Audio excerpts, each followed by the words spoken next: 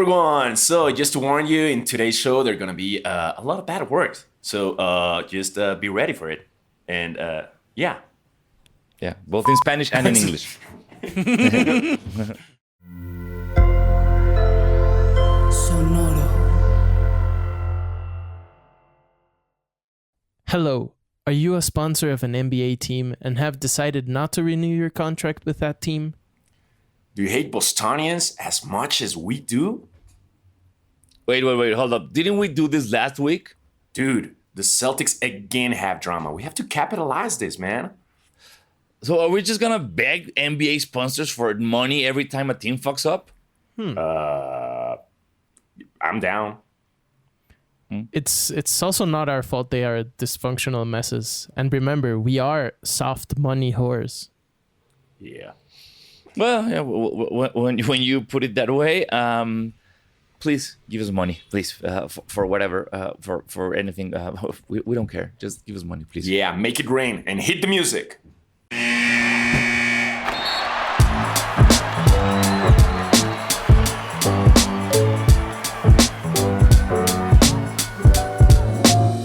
Welcome to your favorite basketball podcast, DieGOATs. I am Diego Sanasi, freshly back from my suspension. And I am Diego Alfaro.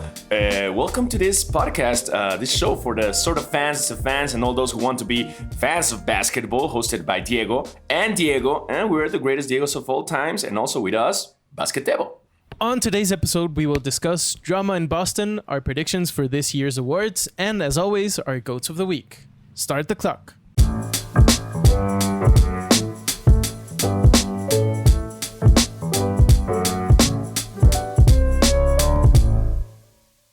Welcome back. So for this first segment, once again, we have some terrible, uncomfortable bullshit news, but it's about the Celtics. So yay. Yeah, I mean, it's always great to start the week talking shit about the Celtics. That for me works a lot.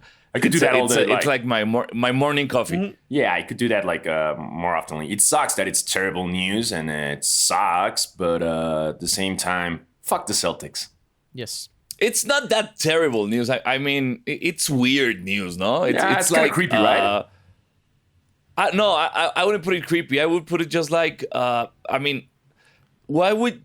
It's like the first time in the recent years that we've seen someone like be penalized for a consensual relationship, for they're both adults, they're both in it, they just got caught, and it's like, oh, now you're suspended 1 year, and it's like, but why? I mean, yeah, he cheated on Nia Long, which sucks. I'm sorry, Nia, I'm team Nia Long, but it just surprised me, like when you were reading like the story, it was like, but what did he do wrong? It's really weird. I feel like yeah. It's not even clear anymore if it was consensual, which I think is the creepy part. All right. Apparently, I was reading, as one does, I was reading TMZ in the morning. And TMZ, they were talking about... For those of you who don't know, the T on TMC stands for Tebo. Tebo's massive... something with a Z. Zing. Zinger. Zing. Zion. Zingers. Zion Massive Williamson. singers. That was massive singers. But the article was about that Ime and his wife, and I think they have one child. They moved to Boston 2 weeks ago. They bought a house. Mm-hmm. They did like this whole thing. And apparently the Celtics have known about this affair for months, and they didn't really do anything, which is... It just adds to why it's weird, because the Celtics knew. Apparently it maybe wasn't consensual. Some people are saying it's like way worse than the Celtics are actually saying. I read this morning, I think Woj or Shams tweeted that most NBA... Oh, you read a lot of things in the morning, bro. Like you watch TMC while reading. That's like super, super great, bro. Like, dude, like...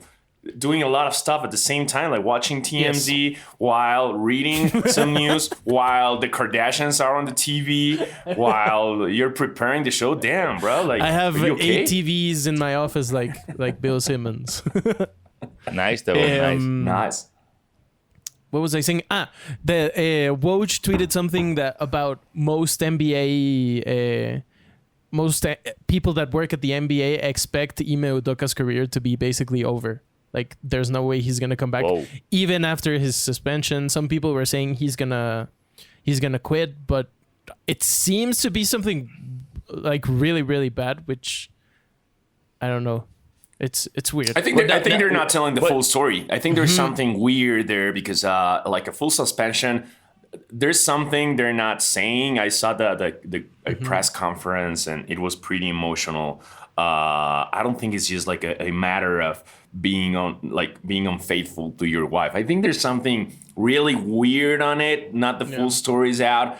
Plus the thing that you were saying that the Celtics were holding the story until he moved to Boston and bought a house. So that sounds like, oh no, you're so not moving here. You're not gonna stay here because we all know the Celtics are racist as fuck, and it's weird. I don't know. I don't know what's gonna happen. Eventually, you know, it's with social media and the internet. Eventually, everything's coming out. But wow, there's a lot of drama right now. But I don't get it. I don't get the full story. I don't know what's gonna happen.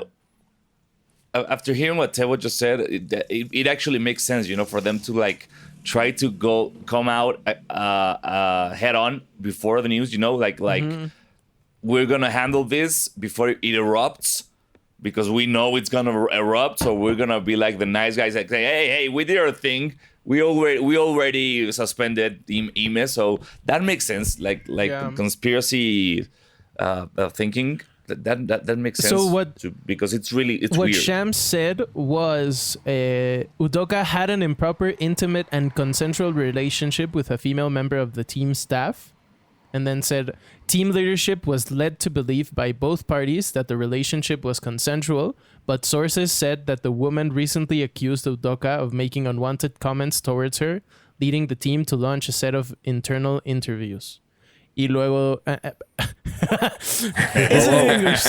Sorry. Yeah. Shout out to our Spanish speaking audience. Listen to Basquetera every week. Feliz, banda. And then at the press conference that Alfaro said, Celtics majority owner Wick Grosbeck said that there was a volume of violations. So it's not just one.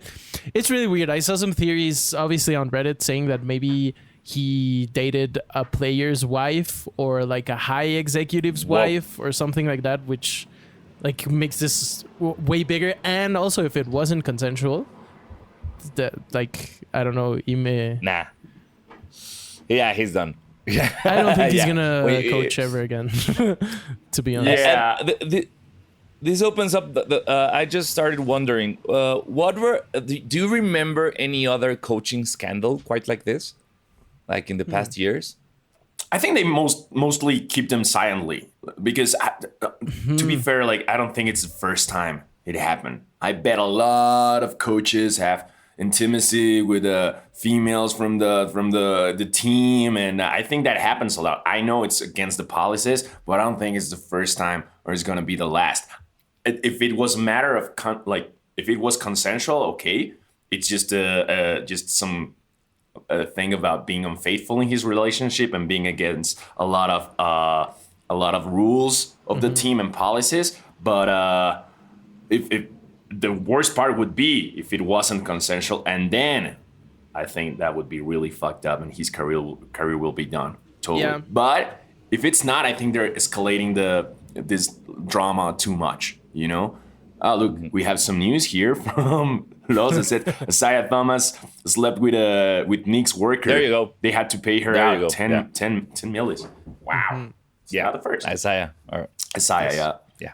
It's, I don't know. This is really tough, but it's also like, if I put my conspiracy hat on, I would also say like they're clearly trying to get ahead of this. They're trying to cover it up. But they're also doing a really bad job because everyone is saying like, no, this is way bigger. This is crazy, whatever. I don't know if the Celtics are gonna like, I'm gonna try to shift this awkward conversation to talk about basketball. I don't know if the Celtics come back from this. They had a great year last year, but they were already lacking coaching in some areas. They're having a lot of chemistry problems, and now this, like. And honestly, I don't think Ime Udoka was glad at the team. You know, I think he was like pretty uncomfortable like the last season. He was not happy there, and now this is the perfect reason for the Bostons to take him out. So makes sense. Also, fuck the Celtics. Yeah, whatever happens weird, to the Celtics, I don't give a fuck. So, you know, it's so weird. It's the only thing we can talk about because that's the only like thread of news we have this week. It's just so weird because, like Alfaro said, I'm sure this isn't the first time, but it's sure as hell is the first time we've heard about it, and it's the first time we've seen a year-long suspension for it. So yeah, it's weird. Yeah. Okay. So that's happening in Boston. Let's see what happens. We'll keep you updated if we get some new information. Also, in some small player news, because it's really small. Cool. So we're gonna take a short break, and coming back, we're gonna give our predictions for this year's awards.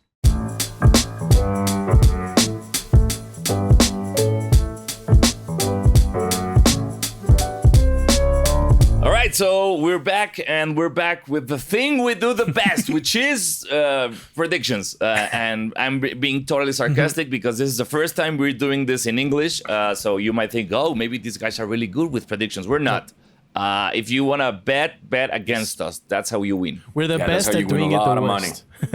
Yeah, exactly. We're the best at the worst. We're the best at doing the worst. That's our new slogan. DieGOATs, the best at the worst. Sponsored by Taco Bell Dorito Extravaganza. Okay, so I guess we have to, for people who don't know, at the end of every season, the NBA gives out a couple of awards. We're going to give our predictions for MVP, Defensive Player of the Year, Rookie of the Year, Sixth Man of the Year, Most Improved, and Coach of the Year. Alfaro, I think your prediction for MVP is the craziest. So we begin. Okay, my MVP is the one and only Kawhi Leonard, the fun guy.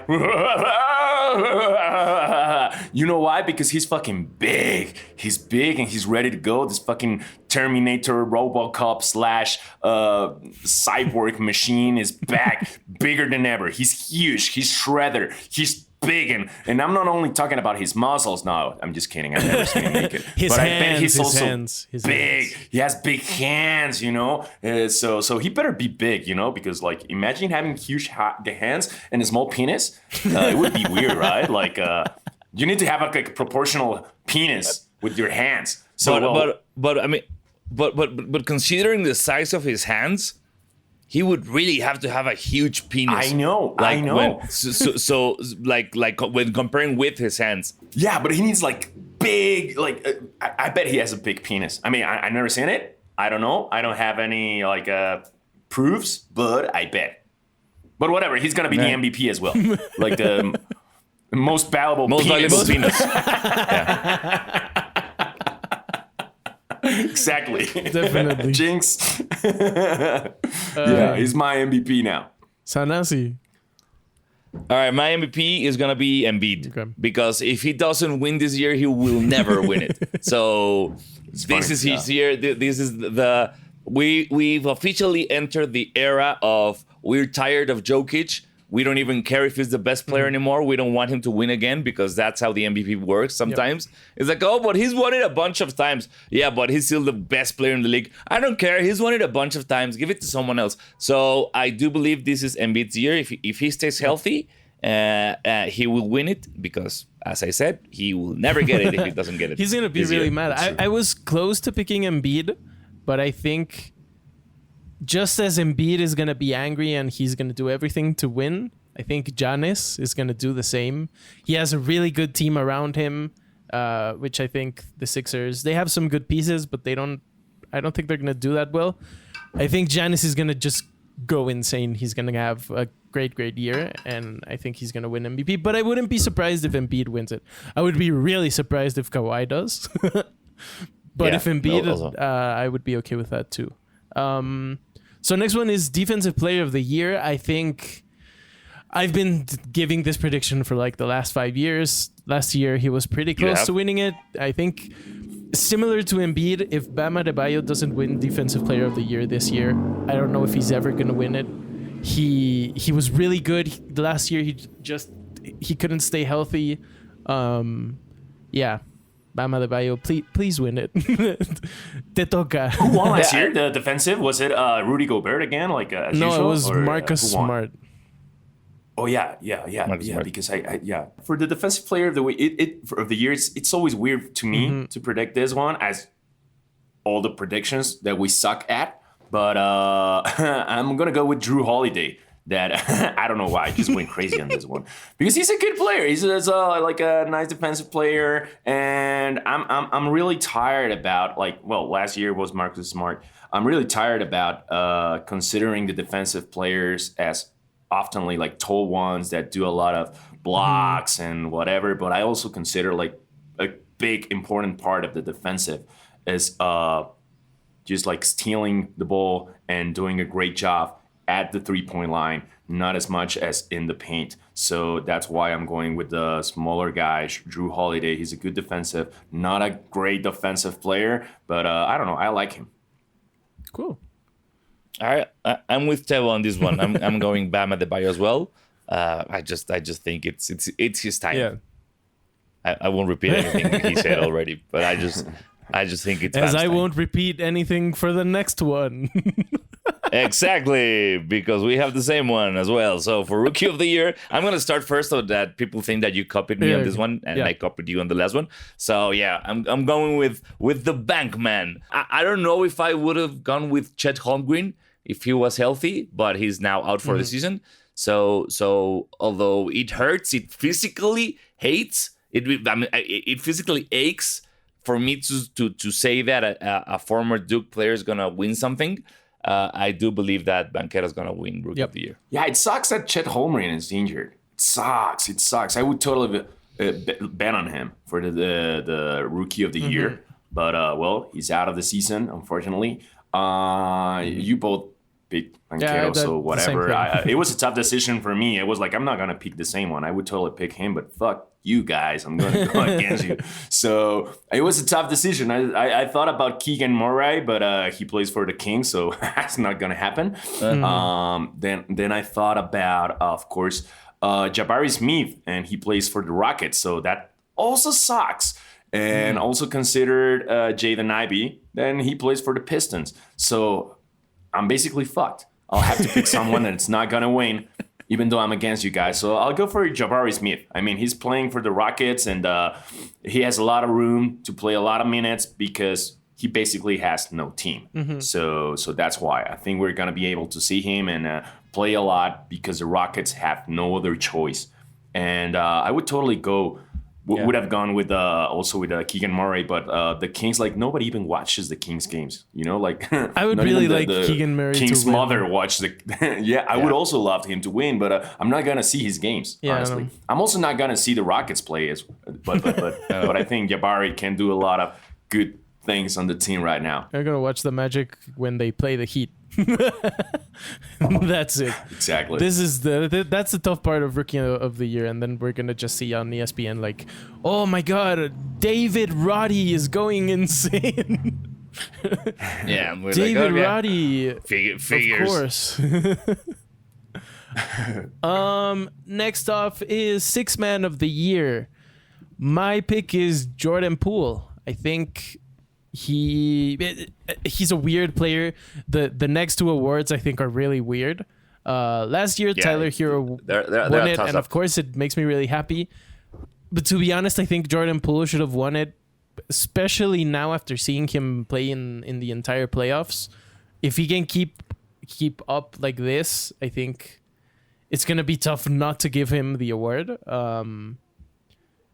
And yeah, you guys had crazy picks, so I had to pick something that maybe made a little bit of sense.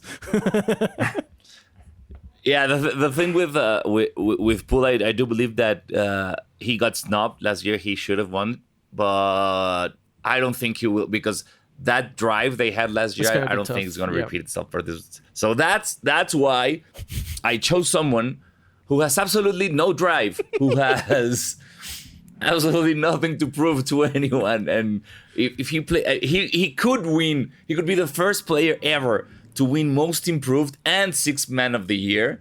I'm talking about the so far Lakers' own Russell Westbrook. We've heard all this talk about all these rumors saying that Darvin Ham is considering not starting him, which I do believe is the right move. I don't think Westbrook will go for it, so he will move to another team. But if he does stay and he plays as a sixth man, maybe, just maybe, that will be the wake-up call he needed. You know, he will find his role. He will get his head straight. He will, take a weight off his shoulders. And that will motivate him to win Sixth Man of the Year. Wow. I really think Russell Westbrook started playing terrible last season in order to be the sixth man and now win an award and being relevant. You know, like, hey, watch me. There you go. Watch me being terrible. So now I'm going to be the sixth man. And now I'm also going to be able to be the most improved player because you can always improve after a shitty season, you know? So that's why. Exactly. That makes sense. That's a conspiracy from DieGOATs. So it's official. It's the thing is, Russell Westbrook's being terrible in order to win the sixth man and the most improved. The player who wins most improved is not the player who most improved from one year to another.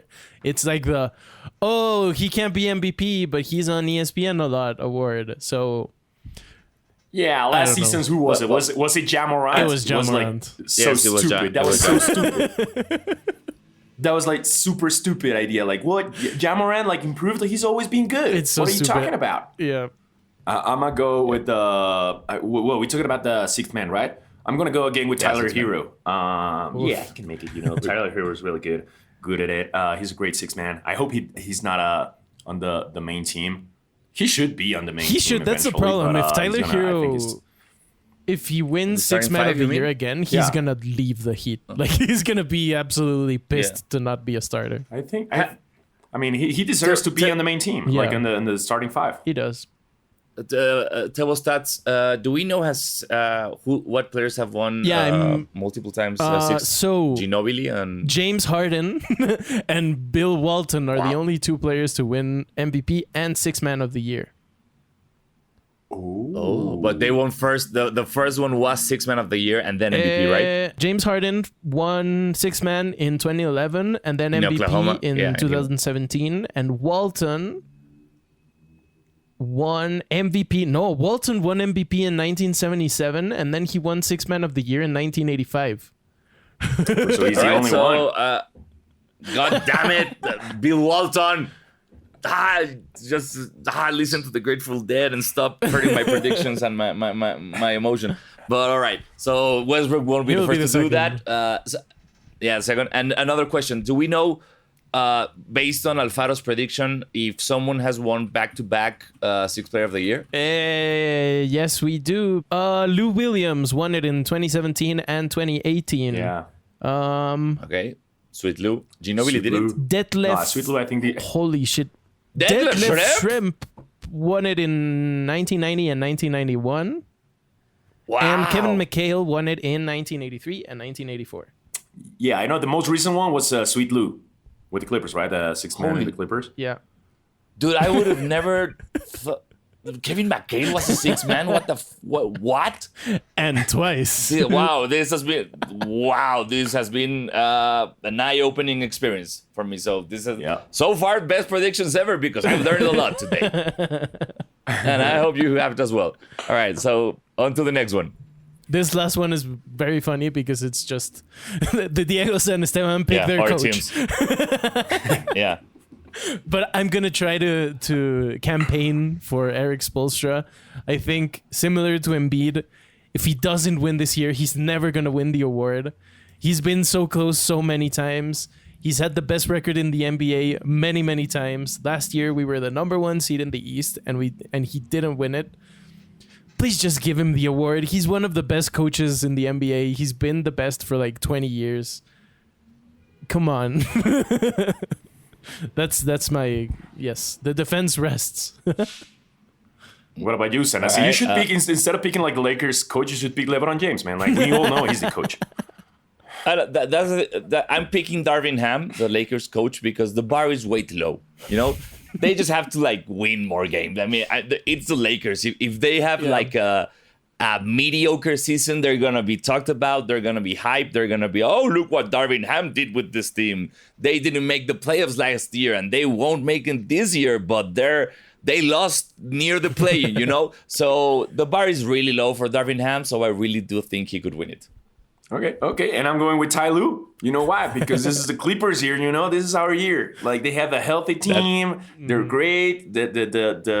The West is not that strong. Well, it is, but we're going to pretend it's not that strong. And Ty Lue, come on. Give some love to Ty Lue. He deserves it, man. And, it's going to happen, man. You know what? Based on the amount of times we've said this is our year for whatever, I do believe that you and Tebo should make a bet on what happens first. Do the Clippers win the championship, or does Spoelstra win Coach of the Year?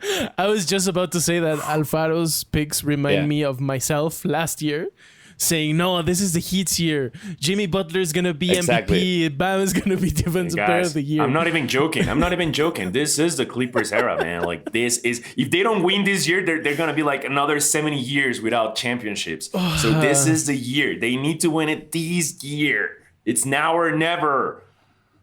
I hope they do win. Like, it would be really nice, and it would give us a lot of. I'm gonna cry. Probably. I'm gonna cry, man. Like, I don't know what's gonna happen if they win a championship. Really, I'm gonna be the only guy celebrating in Reforma, in the Ángel de la Independencia, fucking naked, man. Like, finally, crying, man.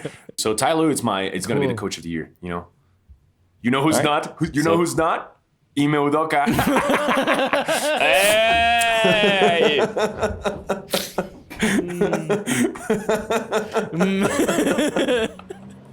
I don't know if I should laugh or cry. You should laugh. He's not going to be the Coach of the Year now. We'll be right back with our goats of the week. Yeah.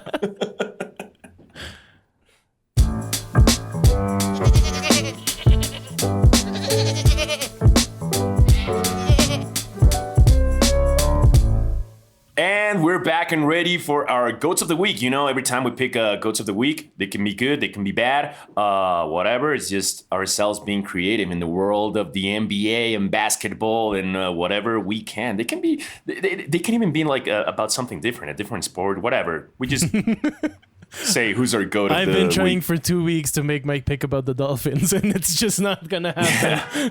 It's not going to happen, bro. It's not going to happen. And it was today. Today was your day, but you decided to go the right way and do a basketball pick. I need to do what's good for the show, not what's good for me. And exactly. But yeah. Exactly. So you go first, Tebo. So my pick, we talked last week a lot about the Suns and about Sarver being an idiot and us trying to buy the Suns. So our opportunity is here. My GOAT of the week is Sarver is actually going to sell the Phoenix Suns and the Phoenix Mercury. And so each one of you has to transfer $250 million to the account that's showing up right here at the bottom of your screen. You too can be an owner of an NBA team. Yeah, help us be owners. We can all be owners. It could be the people's team, Just pitch in. Just pitch in with those hundreds of thousands of dollars you have saved. Give it to us. We'll promise you. We'll put them to good use. If it's hundreds of millions of dollars, then better, because it's probably going to be really expensive. But yeah, we're going to be democratic owners, like who you want us to pick at the draft, and we'll make a voting. And who do you want us to who do you want to play? Who do you want to be the starting five? You can just tell us on Twitter. You can vote on Twitter. And the guy that has most tweets, you can vote on Twitter, whatever. So it's going to be a really democratic one. We're going to be the best owners ever. Yeah. The best ones. We're going to have like a fan coach night when you get to coach the team, because we all know we can do better than the actual coach. I'm going to make a reference that I don't know if you're going to understand, but instead of Twitch plays Pokemon, it's going to be Twitch plays coaching an NBA team.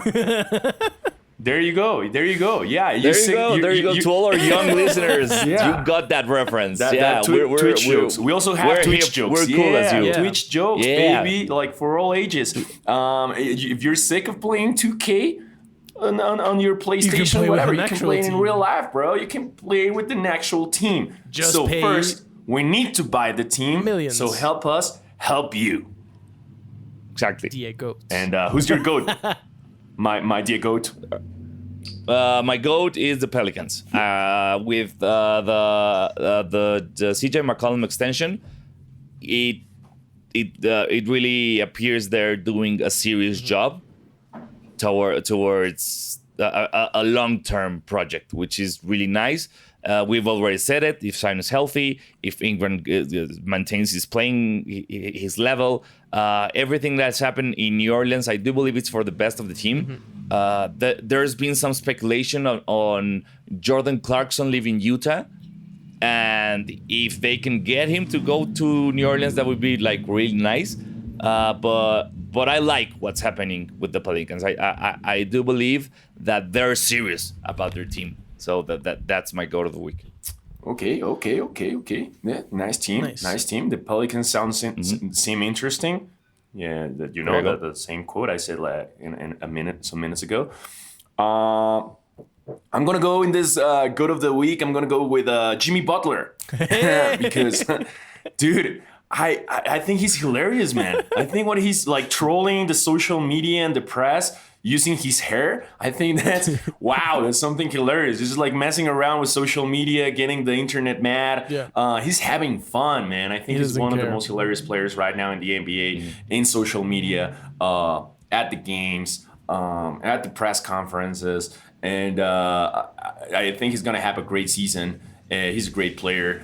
Even though his dad, Michael Jordan, hasn't been honest with him and told him, like, you're my son. Come on, Michael. But I was thinking about it.